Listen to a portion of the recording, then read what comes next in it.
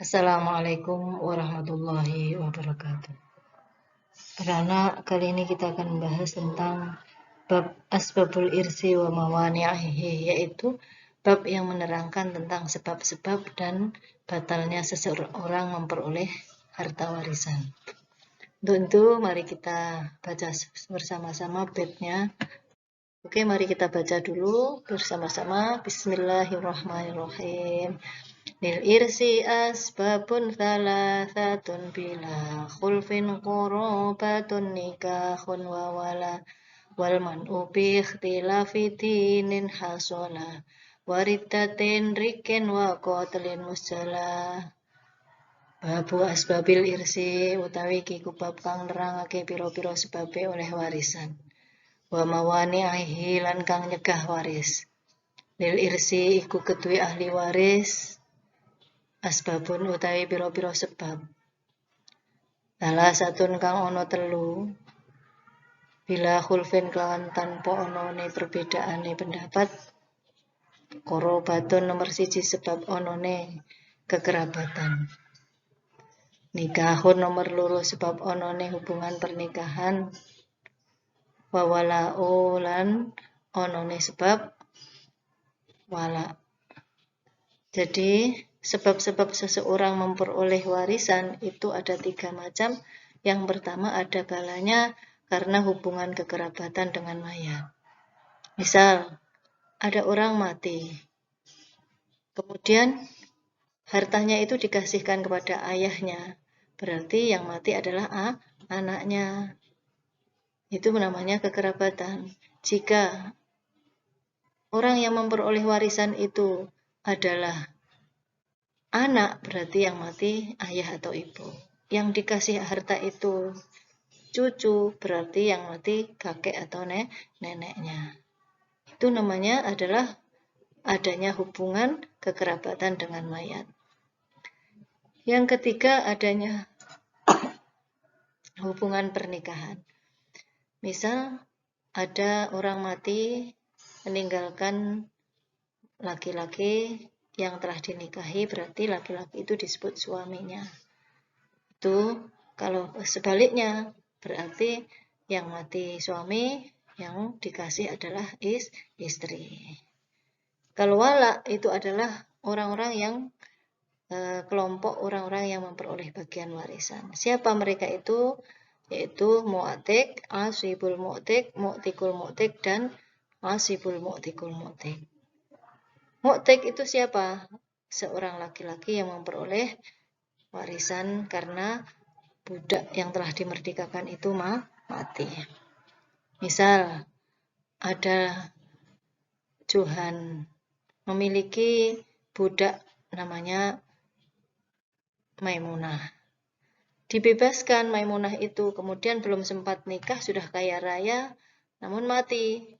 Ya, karena belum punya nikah, belum ada hubungan pernikahan dengan orang lain, berarti hartanya itu dikasihkan kepada mu'tik, kepada Johan itu, namanya laki-laki yang memerdekakan budak. Misal sebaliknya, yang di tuannya itu adalah Maimunah, sedangkan Johan itu budaknya, maka harta yang diperoleh dari budak yang dimerdekakan oleh Maimunah itu, berarti Maimunah itu disebut dengan mu'tikoh. Jadi perempuan yang memerdekakan budak. Kalau perempuan mu'tikoh, kalau laki-laki mu'tik. Yang kedua, kelompok yang kedua adalah aswibul mu'tik. Siapa?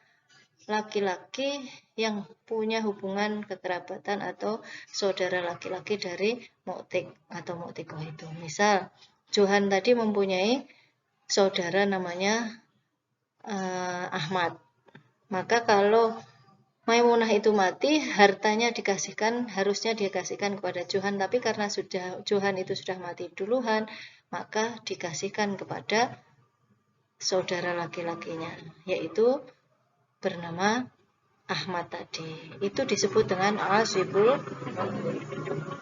Jadi kita ulangi bersama-sama, seseorang yang bisa memperoleh warisan itu karena adanya hubungan kekerabatan, ada yang kedua adanya hubungan pernikahan, yang ketiga sebab adanya hubungan wala. Yang kedua, bab yang kedua kita bahas. Walman utawi perkara kang bisa nyegah maring maris. Walman utawi perkara kang nyegah al irsi itu maris. Bikhtilafi dinin kelawan bedone agama nomor 1. Karena adanya hubungan kerabat, pernikahan dan wala, namun karena beda agama, ya, contoh Ahmad itu punya naudzubillah ya anak namanya Laili. Laili itu berbeda agama dengan Ahmad, walaupun dia hubungannya kekerabatan sebagai anak, namun dia terhalang gara-gara beda agama dengan ayahnya, yaitu Ahmad. Iku hasolah hasil apa man'u. Hasolah hasil apa man'u waridatin nomor loro sebab murtad. Begitu juga dengan orang murtad, itu juga terhalang oleh warisan dari orang yang mati itu tadi. Entah itu jadi kekerabatan, pernikahan atau wala, tapi kok murtad berarti terhalang memperoleh warisan. Berikan nomor 3 sebab berbeda bersifat budak. Wakotelin lan nomor 4 sebab mata ini mustalah halim mutlak. Ya, bersifat budak di sini contohnya adalah karena di sini sudah dihapus, berarti nggak perlu contoh ya.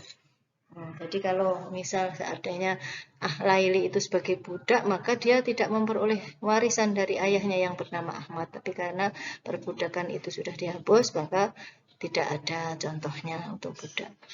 Kemudian yang kelima, Qotlil Musjala. Laili itu tadi membersihkan tempat mandi atau rumahnya dengan menggunakan deterjen yang licin. Kemudian dia menerima telepon belum dibersihkan, tidak dikasih tanda, ayahnya lewat atau neneknya lewat, maka dia menyebabkan keluarganya itu mati, maka dia disebut pembunuhan yang tidak sengaja. Jadi tidak sengaja pun tidak memperoleh warisan, terhalang memperoleh warisan, apalagi dilakukan dengan unsur kesengajaan. Berarti malah total tidak memperoleh warisan sama sekali. Na'udzubillah dzalik. Baik secara langsung atau tidak langsung. Maksudnya adalah dilakukan sendiri atau karena mengutus orang lain untuk membunuh keluarganya, maka juga sama, termasuk manek. Ya, manek itu adalah terhalang memperoleh warisan. Jadi penyebabnya ada 3. Kemudian manek atau penghalangnya seseorang memperoleh waris itu ada 4. Apa itu 3? Sebab-sebabnya yang ketiga itu adalah karena hubungan pernikahan, kerabat, hubungan pernikahan, dan hubungan wala. Kemudian yang keempat, yang kedua, orang yang memperoleh warisan itu tidak jadi memperoleh karena terhalang gara-garanya berbeda agama dengan mayat, dia murtad, dia sebagai budak, dia membunuh. Berarti tidak boleh memperoleh warisan. Jangan lupa ya, ada 3 sama 4 ini. Perhatikan contoh dalam papan ini. Ini ada 2 pernikahan ya, antara Harun dengan Khofsoh dengan pasangan masing-masing sebelumnya. Khofsoh dulu sebelum menikah dengan Harun, menikah dengan Munawwar. Harun sebelum menikah dengan Khofsoh mempunyai istri namanya Munawwar. Nah, kenapa kalau saya sebut ini adalah contoh pernikahan yang diperbolehkan karena memang sudah tidak lagi hidup bersama karena sudah mati. Jadi Khofsoh menjadi seorang janda karena ini saya dengan tandai garis merah karena suaminya sudah mati. Harun juga demikian. Kalau perempuan laki-laki sebenarnya kalau masih ada pun masih bisa menikah. Itu seperti dalil fankihu ma dhaba lakum minan nisa'i mathna wa thulatha wa ruba' fa in khiftum fala ta'dilu fawahidatan. Para laki-laki itu diperbolehkan menikah 2, 3, 4. Jika takut tidak bisa berbuat adil maka cukup 1 saja. Ini sebenarnya boleh, namun biar kalian tidak bingung, ini saya blok merah ya, garis merah, garis lengkungnya ini. Jadi garis lengkung adalah garis pernikahan. Kemudian panah ini adalah garis anak turun. Nah, kita misalkan Harun menikah dengan Munawar, ini mempunyai satu anak namanya Mahmudah. Karena Munawar itu mati, maka memanggil Harun itu suami, anaknya ini disebut anak perempuan. Nah, karena Harun itu sudah menikah dengan Hafsah, maka Harun itu kalau mati, maka ahli warisnya adalah ini semuanya. Ya, Harun memanggil Marwan anak laki-laki, memanggil Laili anak perempuan, memanggil Hadi anak laki-laki, memanggil Sofiyah adalah cucu dari anak laki-laki, memanggil Hafsah istri. Kalau yang mati Marwan juga sama. Berarti ya kalau yang mati Marwan berarti Hafsah itu dipanggil ibu, Harun dipanggil ayah, Laili saudara perempuan sekandung, Hadi saudara laki-laki sekandung, Mahmudah saudara perempuan seayah karena ayahnya sama. Ya. Jadi kalau ini sekandung karena ayah ibunya sama, kalau Mahmudah hubungannya dengan Marwan ini adalah saudara seayah karena ayahnya sama. Atau bahasa Arabnya ahun, kalau laki-laki ahun di ab, kalau perempuan ukhtun di ab. Oke.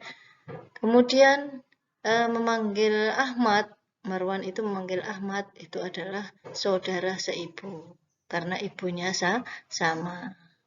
Oke, ayahnya berbeda, maka hanya seibu saja saudaranya.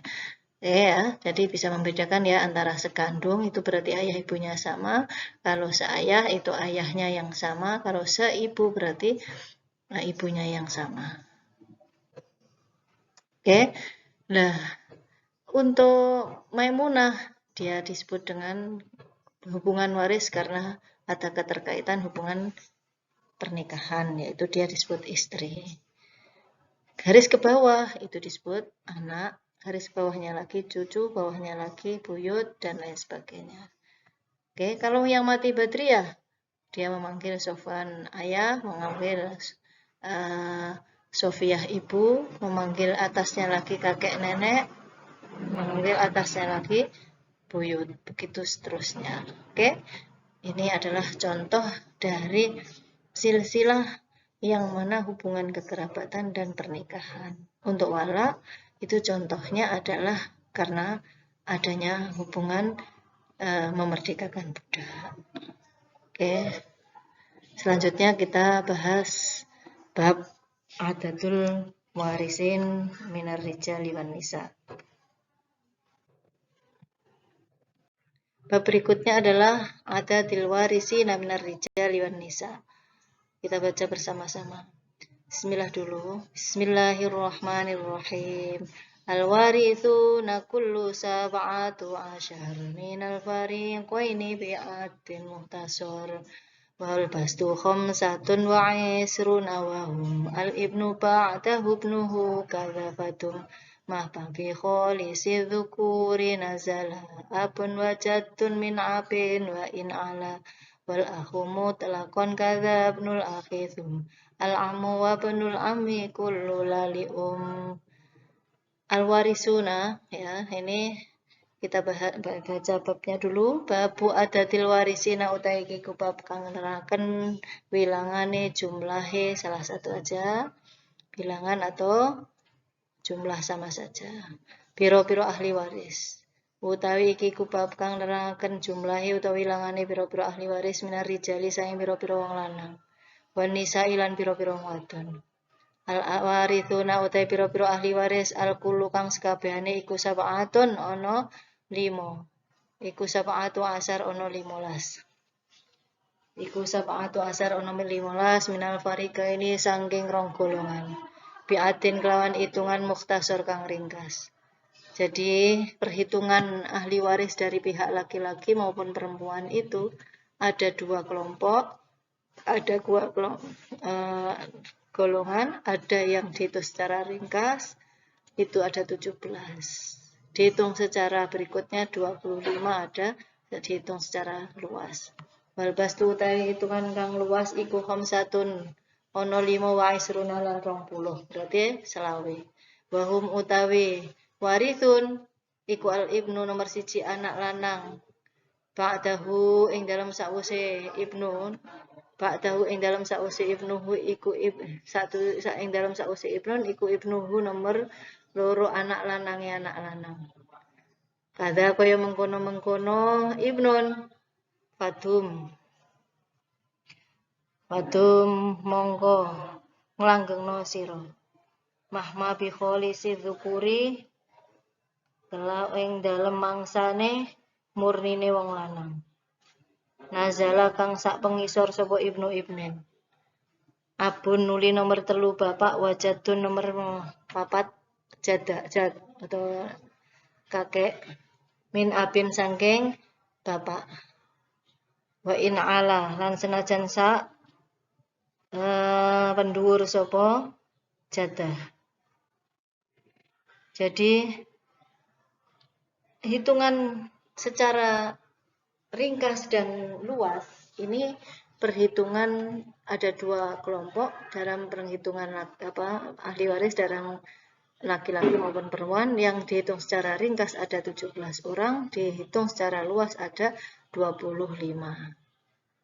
Mereka itu siapa? Yang pertama adalah anak laki-laki, itu mempunyai hak waris penuh. Yang kedua adalah ibnen, anak laki-lakinya anak laki.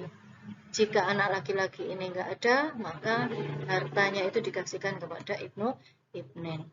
Yang ketiga dikasihkan kepada ayah, yang keempat kakek, yang dari jalur ayah, maksudnya yang kelima adalah saudara laki-laki. Wal akhulan nomor 5 dulur lanang mutlakon halim mutlak. Wal akhulan nomor 5 dulur lanang mutlakon halim mutlak kada kaya mengkono akhun iku ibnul akhin anak lanangi dulur lanang. Sumal amun mongko nuli paman. Wa ibnul amilan nomor 8 anak lanangi anake paman. Iku kulun sekabehane lali ora tunggal ibu. Nomor 5 diberikan kepada saudara mutlak. Nah, kalau dihitung secara ringkas itu disebut mutlak gitu, tapi kalau secara luas ada saudara sekandung, seayah sama seibu. Saudara laki-laki sekandung berarti akhun sakik. Ya, sin, kof, ya, kof, sakikun. Kalau seayah berarti akhun li'ab. Kalau seibu berarti akhun li'um. Yang ketiga, yang keenam, ya berarti kan 5, 6, 7. Ya. Nah, ini.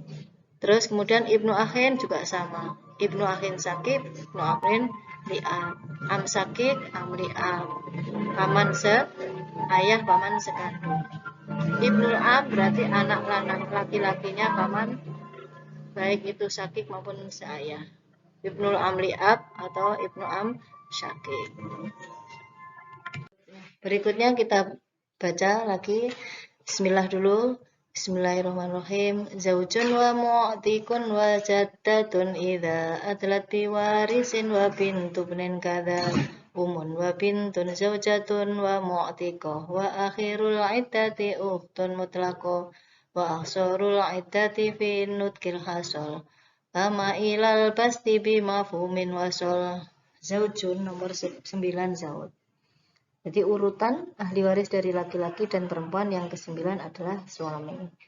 Wal mu'tikun nomor 10 mu'tik, wa jaddatun nomor 11 jaddah. Idza adlat nalikane sambung sapa jaddah. Ini rujuknya ya. Biwarisin kelawan ahli waris. Wa bintu benin nomor 12 bintu benin, anak perempuannya anak laki-laki. Kada kaya mengkono-mengkono kasebut, umun nomor 13 ibu, wa bintun nomor 14 anak wedok, zaujatun nomor 15 zaujah. Wa mu'tiqatun nomor 16 mu'tiqah utawa wong wedok sing memerdekakan budak. Wa akhirul iddati tawi akhire hitungan. Berarti sing nomor 17.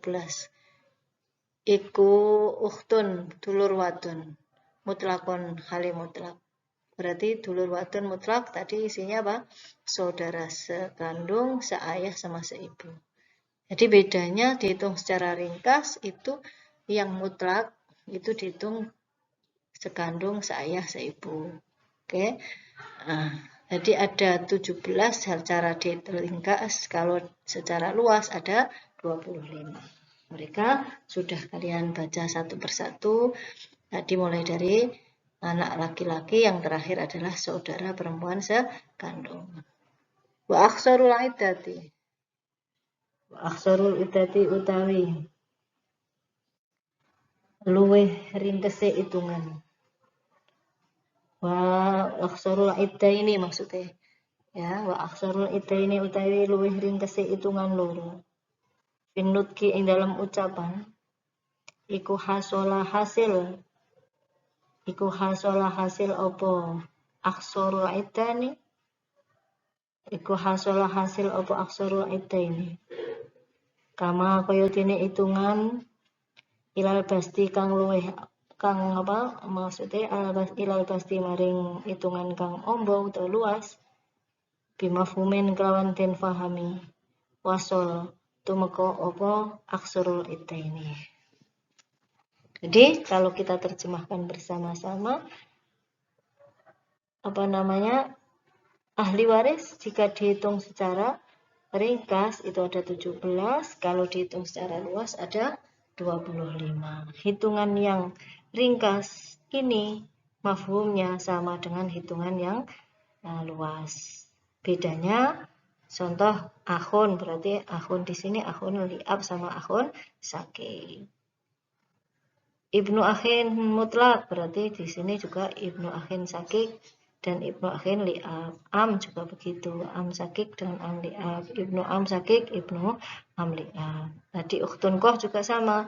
Ukhtun koh berarti ukhtun mutlak, berarti ukhtun koh, ukhtun li'ab dan ukhtun li'um. Jadi hakikatnya hitungan ringkas sama luas itu sama. Oke, tinggal dijabarkan atau tidaknya tadi yang mutlak-mutlak itu tadi. Oke. Sekian ya sebab-sebab seseorang memperoleh warisan dan terhalang memperoleh warisan serta ahli waris dihitung secara luas dan ringkas. Semoga bermanfaat, barokah masalah fitnya dunia wal akhirah. Sekian dari Umi. Assalamualaikum warahmatullahi wabarakatuh.